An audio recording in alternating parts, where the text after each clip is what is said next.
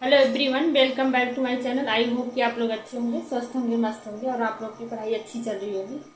तो जो है एसएससी जीडी एग्जाम अभी चल ही रहा है, तो आप लोग तैयारी अच्छे से करिए और उसको मतलब किस तरीके से क्वेश्चन और किस टॉपिक से पूछ रहे हैं। सबसे पहले जो है बहुत सारे कमेंट आए हुए हैं कि मतलब मैथ को लेकर ज़्यादातर कमेंट आए हुए हैं कि मैथ में कौन सा टॉपिक इम्पॉर्टेंट है जिससे मतलब ज़्यादातर क्वेश्चन पूछे जा रहे हैं। और एक दो नहीं, दो तीन क्वेश्चन मतलब एक ही टॉपिक से पूछे जा रहे हैं लगभग। तो सारे टॉपिक बताने वाले आप नोट कर लीजिए। और इस समय जितना ज़्यादा जो है मॉक टेस्ट के लिए अगर टाइम मैनेजमेंट करना है तो उसके लिए जो मॉक टेस्ट लगाइए। और आरडब्ल्यू पर स्पेशल मॉक टेस्ट चल रहा है, तो वो इस लेवल का टेस्ट है कि जो आप मतलब एग्जाम चल रहा है इस समय एसएससी जीडी का, उसी लेवल का मतलब दे रहे हैं, तो आप वो लगा सकते हैं। और मतलब इससे जो है टाइम मैनेजमेंट भी होगा और आपकी प्रैक्टिस भी हो जाएगी अच्छे से। तो मैथ की कुछ टॉपिक है जिससे क्वेश्चन ज़्यादातर पूछे जा रहे हैं हर शिफ्ट में, और तो वो टॉपिक आप लोग जो है देख लीजिए और अच्छे से तैयार कर लीजिए उससे। और जितने भी उसके फार्मूले हैं वो भी याद कर लीजिए आप लोग। तो सबसे पहले सीआई का लेते हैं, चक्रवृद्धि ब्याज। तो इससे 2-3 क्वेश्चन लगभग पूछे जा रहे हैं। और अब जो है सीआई जो भी पूछी जा रही है वो मतलब कैलकुलेटिव है, मतलब हार्ड है, कैलकुलेटिव ज़्यादा है। उसके बाद जो है एसआई साधारण ब्याज से भी 1 से 2 मतलब 2 से 3 क्वेश्चन पूछे जा रहे हैं। मेरे शिफ्ट में ही 2 क्वेश्चन जो है एसआई से पूछे गए थे और सीआई से भी पूछे गए थे। उसके बाद जो है लाभ हानि से भी बहुत सारे क्वेश्चन मतलब प्रॉफिट लॉस से भी पूछे जा रहे हैं। प्रॉफिट लॉस से जो है 2 से 3 क्वेश्चन बन रहे हैं। उसके बाद कर्मिक बट्टा भी जो है 1 से 2 क्वेश्चन कर्मिक बट्टा से भी बन रहा है।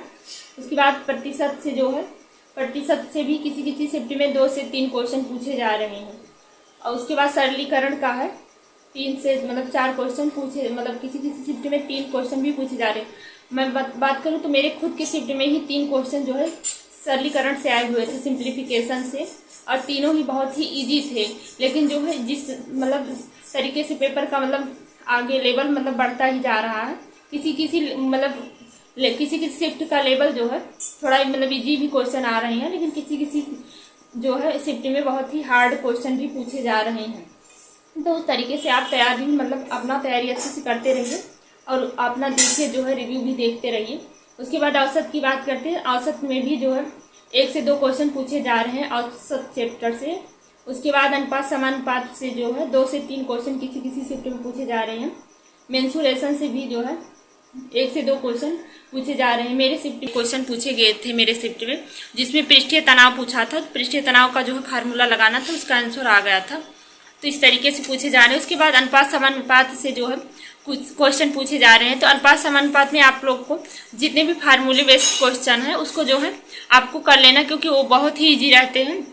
आप जो है जैसे तृतीय अनुपात या मध्य अनुपात पूछता है, क्योंकि मेरे में 2 क्वेश्चन मध्य अनुपात से पूछा था, तो इस तरीके से द्वितीय अनुपात या तृतीय अनुपात या मध्य अनुपात या चतुर्थ अनुपात पूछता है। तो ये सारे जो है क्वेश्चन फार्मूले बेस हैं, तो आपको ये कर लेना है बहुत ही इजी तरीके से। अगर आपको फार्मूला पता है तो आपका मतलब क्वेश्चन सॉल्व हो जाएगा। तो ये चीज़ें आपको अच्छे से तैयार कर लेना है जितने भी टाइम बचे हुए जिसके पास।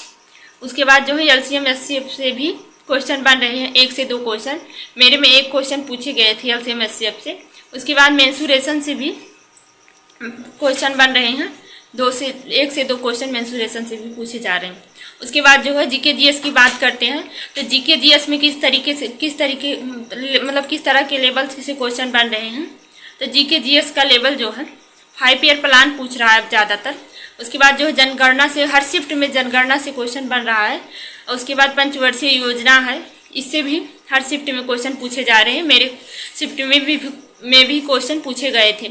और स्पोर्ट्स में भी मतलब क्वेश्चन बन रहे हैं। तो स्पोर्ट्स का क्वेश्चन इस तरीके से बन रहे हैं कि जो है स्पोर्ट्स से रिलेटेड करंट अफेयर पूछ रहा है, जैसे क्रिकेट के बारे में, आईपीएल के बारे में पूछ लिया।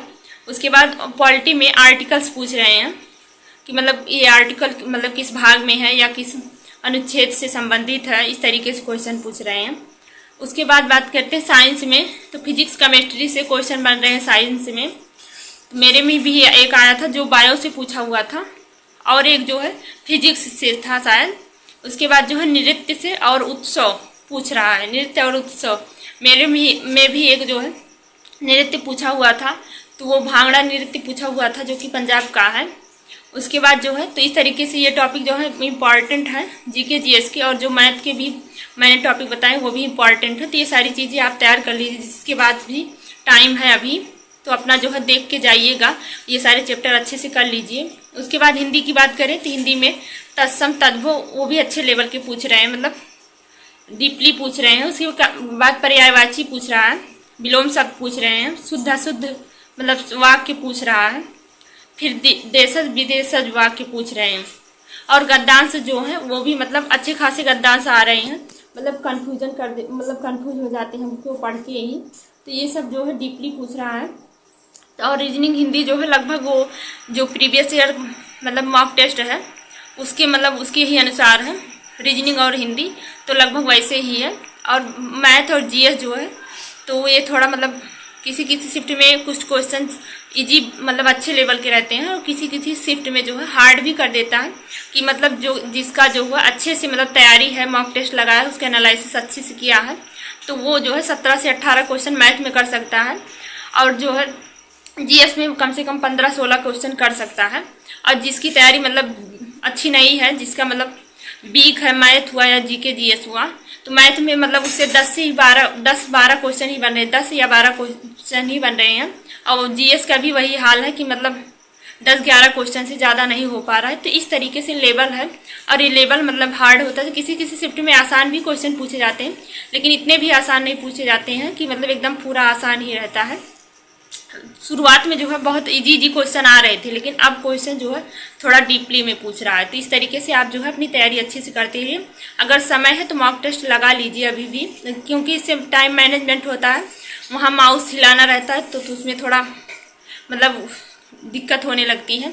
मुझे खुद मतलब लग रहा था कि माउस से थोड़ा टाइम ज़्यादा लग रहा है, और ज़्यादा टाइम लगेगा तो आपका जो कम पड़ेगा, तो उससे आपको जो है डिप्रेशन समझिए जो है कि मतलब माइंड सेट थोड़ा गड़बड़ हो जाता है। तो इस तरीके से आप लोग जो है अपना मॉक टेस्ट लगाइए और उसका मतलब अच्छे से एनालिसिस कीजिए, जिससे कि जो है आपका टाइम मैनेजमेंट भी रहे, और जो है रिवीजन। और मैथ के लिए जो है जो बेसिक कॉन्सेप्ट है उसको तैयार कर लीजिए, जितने भी फार्मूले उसको अच्छे से याद कर लीजिए, क्योंकि फार्मूले बेस्ड क्वेश्चन जो पूछता है वो इजी ही रहता है, फार्मूला लगाएंगे आंसर आ जाएगा। तो इस तरीके से आप अपनी अच्छी सी तैयारी करते रहिए और एग्जाम दीजिए अपना। All the best.